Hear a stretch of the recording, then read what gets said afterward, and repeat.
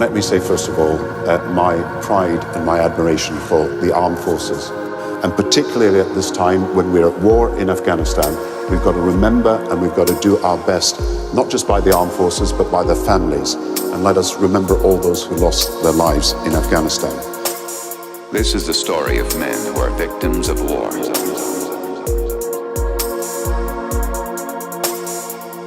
Victims of war.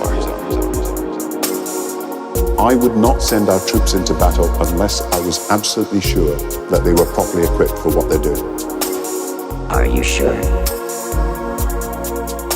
Do you promise? The average age was 19. What about the poor paid for the troops? I think it's a scandal that someone who starts in the army gets paid £6,000 less than someone starting as a firefighter or in the police service. I want them to have the same pay, and I also want them to have proper body armor, proper helicopters, proper vehicles. Are you sure? Do you promise? I would not send our troops into battle unless I was absolutely sure that they were properly equipped for what they're doing. Are you sure? Do you really promise? What about the lack of equipment? You didn't have to talk to many of our servicemen and women before they told you they simply didn't have enough helicopters. And to blame it on Taliban tactics, I think, frankly, is misleading. History keeps repeating itself.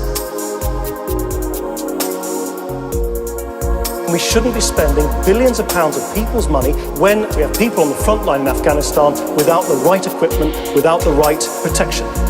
Does this all sound too familiar? The average age was 19.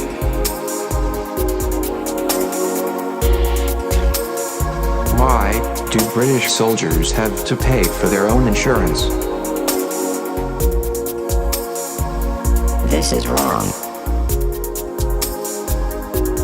Do we do enough for our forces? I don't think we do enough for them. I know that steps are being taken to try and improve the situation, but frankly, we shouldn't be in the situation we are.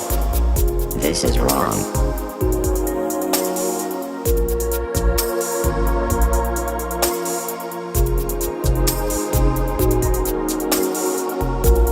What about the lack of equipment? Provide our brave soldiers with the equipment which saves lives on the front line. Do you promise? Do you really promise? We've got to ensure that pay continues to rise for our troops, and those people who leave the forces have got to get proper protection, homes, health service, and of course the chance of jobs. Do you promise? Do you really promise?